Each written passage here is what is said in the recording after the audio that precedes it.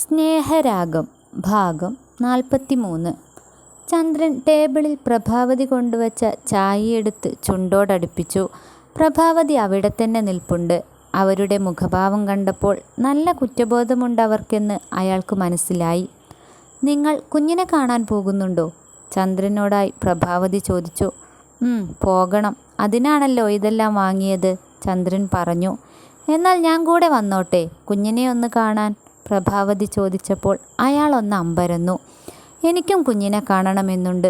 നിങ്ങൾ പോകുന്നുണ്ടെങ്കിൽ കൂടെ ഞാനും വരട്ടെ. പ്രഭാവതിയിൽ അത്തരമൊരു ഭാവമാറ്റം അയാൾ പ്രതീക്ഷിച്ചില്ല. നീ വന്നിട്ടെന്തിനാ? നന്ദുവിനെ ഇനി വിഷമിപ്പിക്കാനാണോ? അയാൾ തെല്ല് നീരസത്തിൽ ചോദിച്ചു. ഇങ്ങനെ ഓരോന്ന് പറഞ്ഞ് എന്നെ വിഷമിപ്പിക്കരുത്.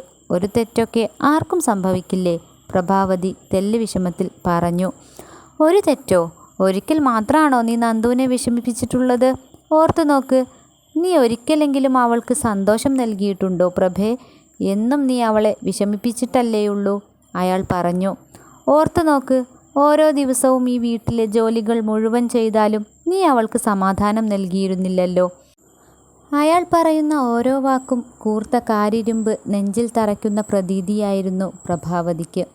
ഇനി അതൊന്നും എന്നെ ഓർമ്മിപ്പിക്കല്ലേ ചന്ദ്രേട്ടാ. അവരുടെ സ്വരത്തിൽ വിഷമം തങ്ങി നിന്നിരുന്നു. വൈകുന്നേരം പോകാമെന്നാണ് ഞാൻ വിചാരിക്കുന്നത്, ചന്ദ്രൻ സൗമ്യതയിൽ പറഞ്ഞു. എന്നാൽ ഞാൻ കൂടെ വരാം, അവർ വീണ്ടും പറഞ്ഞു. നമുക്കിക്കാര്യം അർജുനോടൊന്ന് പറഞ്ഞാലോ ചന്ദ്രേട്ടാ? എന്നാലെങ്കിലും അവൻ്റെ മനസ്സ് മാറിയാലോ? അവർ ചോദിച്ചു. അതിന് അവൻ ഇപ്പോൾ ഇവിടെ നമ്മുടെ കൂടെ ഇല്ലല്ലോ, വീട്ടിൽ നിന്നും ഇറങ്ങിപ്പോയില്ലേ. ഇനി എങ്ങനെ അവനെ അറിയിക്കാനാ? ചന്ദ്രൻ പറഞ്ഞു. ഞാനൊന്ന് വിളിച്ചു നോക്കിയാലോ? അവനിതറിഞ്ഞാൽ അവൻ്റെ മനസ്സ് മാറുമെന്ന് എനിക്ക് തോന്നുന്നു, അവർ പറഞ്ഞു. ആ കീർത്തന അവൻ്റെ ജീവിതത്തിലേക്ക് വന്നില്ലായിരുന്നെങ്കിൽ അവൻ്റെ ജീവിതം എത്ര സന്തോഷത്തോടെ പോകുമായിരുന്നു. എല്ലാം വിധി, പ്രഭാവതി പറഞ്ഞപ്പോൾ ചന്ദ്രന് ചിരിയാണ് വന്നത്. വിധിയോ? അവൻ നേരെയാവണമെങ്കിൽ അവൻ തന്നെ വിചാരിക്കണം. നീ വെറുതെ ഇരി, വിധിയെ പഴിച്ചിട്ടെന്ത് കാര്യം പ്രഭേ, ചന്ദ്രൻ പറഞ്ഞു. അർജുനോട് പറഞ്ഞാൽ എന്താണുണ്ടാവുക? അവന് അതും ഒരു നിസ്സാരമട്ടായിരിക്കും. അതുകൊണ്ട് ആരെയും അറിയിക്കാൻ നിൽക്കണ്ട. എങ്ങനെയെങ്കിലും ഈ പ്രതിസന്ധിയെയൊക്കെ തരണം ചെയ്യണം. അവനെ അറിയിക്കാതെ തരമില്ലെന്നൊരു ഘട്ടം വരുമ്പോൾ പറഞ്ഞാൽ മതി. അതുവരെ അവനെ അറിയിക്കാൻ നിൽക്കണ്ട. ഇനിയിപ്പോൾ അറിയിച്ചാലും അവൻ വരുമെന്ന പ്രതീക്ഷയും വേണ്ട. അവൻ കീർത്തനയെ വിട്ടുവരുമെന്ന് നീ കരുതണ്ട, ചന്ദ്രൻ പറഞ്ഞപ്പോൾ പ്രഭാവതിയുടെ മനസ്സ് വല്ലാത്തൊരവസ്ഥയിലെത്തിയിരുന്നു. അർജുൻ്റെ ജീവിതത്തിലേക്ക് കീർത്തന വന്നില്ലായിരുന്നെങ്കിൽ ഇന്നവൻ തങ്ങളുടെ കൂടെ തന്നെ ഉണ്ടാകുമായിരുന്നു എന്ന് അവർക്ക് തോന്നി. അവൻ കുടുംബത്തോടെ സന്തോഷത്തോടെ കഴിഞ്ഞേനെ.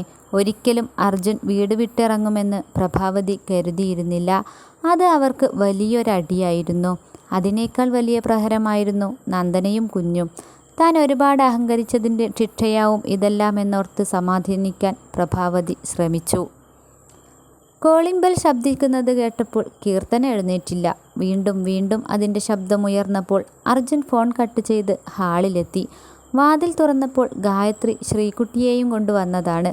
കീർത്തന എഴുന്നേറ്റില്ലേ? ഗായത്രി കുസൃതി ചിരിയോടെ ചോദിച്ചു. ഉവ്വ്, എണീറ്റതായിരുന്നു. അവൾക്ക് നല്ല തലവേദന. ഇപ്പോൾ കിടന്നതേയുള്ളൂ, അർജുൻ ന്യായീകരിച്ചു. വരൂ, അകത്തേക്കിരിക്കാം, അർജുൻ ക്ഷണിച്ചു. കീർത്തു, ഗായത്രി വന്നിട്ടുണ്ട്. ശ്രീമോളെ ആക്കാൻ വേണ്ടി വന്നതാ, അർജുൻ വിളിച്ചു പറഞ്ഞു. കീർത്തന കേൾക്കാത്തതുപോലെ ഉറക്കം നടിച്ചു കിടന്നു. അവൾക്ക് ഗായത്രിയെ ഫേസ് ചെയ്യാനാവില്ലായിരുന്നു. വേണ്ട, വയ്യെങ്കിൽ കിടന്നോട്ടെ. മോൾക്ക് രാവിലെ എണീറ്റപ്പോൾ ഇങ്ങ് പോരണമെന്ന് പറഞ്ഞു, അതാ ഞാൻ കൊണ്ടുവന്നത്, അവൾ പറഞ്ഞു. ഇന്നലെ പാർട്ടിയെല്ലാം കഴിഞ്ഞപ്പോൾ ക്ഷീണിച്ചു. അവിടെയും എല്ലാവരും വൈകിയാണ് ഉണർന്നത്, ഗായത്രി പറഞ്ഞു. രഞ്ജിത്ത് എവിടെ? രഞ്ജിത്തേട്ടൻ ഓഫീസിൽ പോയി, അർജുൻ്റെ ചോദ്യത്തിന് ഗായത്രി മറുപടി നൽകി. ചായ എടുക്കാം, ഇരിക്കൂ, അർജുൻ സോഫയിലേക്ക് ചൂണ്ടിക്കൊണ്ട് പറഞ്ഞു. വേണ്ട, ഞാൻ ഇറങ്ങട്ടെ. ഞാൻ പറഞ്ഞതാ ശ്രീമോളോട് കുറച്ച് കഴിഞ്ഞ് പോകാമെന്ന്. സമ്മതിക്കണ്ടേ കുറുമ്പി, കൊഞ്ചിക്കൊണ്ട് അവൾ പറഞ്ഞു. ശ്രീകുട്ടി വേഗം അർജുൻ്റെ മടിയിൽ കയറിയിരുന്നു. ഞാൻ ഇറങ്ങട്ടെ, കീർത്തനയോട് പറഞ്ഞാൽ മതി, യാത്ര പറഞ്ഞ് ഗായത്രി ഇറങ്ങി. പപ്പ എന്താ ഇന്നലെ എന്നെ അവിടെ ആക്കിയേ? ശ്രീകുട്ടി അർജുനോട് ചോദിച്ചു. അതിന് മോളല്ലേ വാശി പിടിച്ച് അവിടെ കിടന്നുറങ്ങിയേ? അർജുൻ അങ്ങനെ പറഞ്ഞപ്പോൾ ആണോ പപ്പ എന്നവൾ കൗതുകത്തോടെ ചോദിച്ചു. ഉവ്വെന്നേ, അർജുൻ അവളുടെ കവിളിൽ നുള്ളിക്കൊണ്ട് പറഞ്ഞു. അങ്ങനെ അവൻ ആ സംസാരം അവിടെ അവസാനിപ്പിക്കാൻ ശ്രമിച്ചു. അവൾ കുണുങ്ങി ചിരിച്ചുകൊണ്ട് അർജുനെ കെട്ടിപ്പിടിച്ചു. അർജുൻ അവളെ ഒരുപാട് ഇഷ്ടമായിരുന്നു. ശബരിയുടെ കുഞ്ഞായല്ല, സ്വന്തം കുഞ്ഞായാണ് അവൻ അവളെ കണ്ടിരുന്നത്. അവൾ എന്ത് പറഞ്ഞാലും വാങ്ങിക്കൊടുക്കും. അവളുടെ എല്ലാ ആഗ്രഹങ്ങൾക്കും കൂടെ നിൽക്കും. അർജുന് മറ്റൊരു ലോകമാണ് ശ്രീകുട്ടിയോടൊപ്പമുള്ള കളിയും ചിരിയും എല്ലാം. ശ്രീകുട്ടി അർജുൻ്റെ മടിയിൽ നിന്നിറങ്ങി കീർത്തനക്കരികിൽ ചെന്നിരുന്നു. അമ്മേ, അമ്മയ്ക്ക് എന്തു പറ്റി? അവൾ ചോദിച്ചു. കീർത്തന ഒന്നും മിണ്ടാതെ കിടന്നു. ശ്രീകുട്ടി വീണ്ടും വീണ്ടും വിളിച്ചപ്പോൾ അർജുൻ തടഞ്ഞു.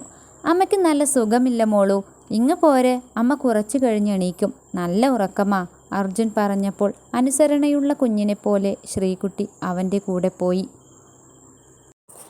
ദേവൻ എന്താകും പറയുന്നത് എന്നറിയാൻ നന്ദന അവൻ്റെ മുഖത്തേക്ക് തന്നെ ഉറ്റുനോക്കിക്കൊണ്ടിരുന്നു. എന്നാൽ ദേവൻ നിശബ്ദനായിരിക്കുകയാണ്. എന്താണ് ദേവേട്ട പറയാൻ വന്നത്? അവൾ ചോദിച്ചു. ഒരുപാട് പ്രാവശ്യം ഞാൻ നിന്നോട് പറഞ്ഞിട്ടുണ്ട്. നീ എതിർത്തപ്പോഴൊക്കെ മനസ്സ് മുന്നോട്ട് കുതിക്കുകയാണ് ചെയ്തത്. ഇപ്പോഴും ഞാൻ നിന്നോട് അതേ കാര്യം പറയാൻ ആഗ്രഹിക്കുന്നു. നന്ദന അവൻ പറയാൻ വരുന്നതെന്താകുമെന്ന് ഊഹിച്ചു. എനിക്കിനി നാട്ടിൽ നിൽക്കാൻ പറ്റില്ല. ഞാൻ ലീവ് നീട്ടി എല്ലാം തീർന്നു. എൻ്റെ ലീവ് കഴിഞ്ഞു. എനിക്ക് തിരിച്ചു പോകാൻ സമയമായി. നന്ദു, നീ ഇല്ലാതെ എനിക്ക് മുന്നോട്ടൊരു ജീവിതമില്ല. അത്രമേൽ ഞാൻ നിന്നെ സ്നേഹിക്കുന്നു. എനിക്ക് നീയോ നിൻ്റെ കുഞ്ഞോ നിൻ്റെ കുടുംബമോ ഒരു ഭാരമാവില്ല. അവരാരും എനിക്ക് അന്യരല്ല. നീ എന്നും എൻ്റെ കൂടെ വേണമെന്നാണ് എനിക്കാഗ്രഹം. അവൻ പറഞ്ഞപ്പോൾ നന്ദുവിൻ്റെ മുഖം വിവർണമായി. അവളൊന്നും മിണ്ടാതെ തലകുനിച്ചു. സത്യത്തിൽ നീയും അതാഗ്രഹിക്കുന്നില്ലേ നന്ദു? എനിക്കറിയാം, നീ അത്തരം ചിന്തകൾ ഉണ്ടാകുന്നത് കൊണ്ടാണ് ഞാൻ ചോദിക്കുമ്പോഴെല്ലാം എന്നിൽ നിന്നും ഒഴിഞ്ഞു മാറുന്നത്. അവൻ പറയുന്ന ഓരോ വാക്കും പറയാതെ താൻ പറയുന്ന സത്യങ്ങളാണെന്ന് അവൾക്ക് തോന്നി. ദേവൻ ഓരോ വാക്കും എണ്ണിത്തിട്ടപ്പെടുത്തി വെച്ചിട്ടുണ്ടെന്ന് തോന്നും അവൻ്റെ സംസാരം കേട്ടാൽ. നീ കരുതുന്നുണ്ടാവും നീ സമ്മതിച്ചില്ലെങ്കിൽ ഞാൻ വിവാഹം കഴിഞ്ഞ് സന്തോഷമായി ജീവിക്കുമെന്ന്. അവൻ തുടർന്നു. എന്നാൽ അതൊരിക്കലും സംഭവിക്കില്ല നന്ദു. എനിക്കതിന് കഴിയില്ല.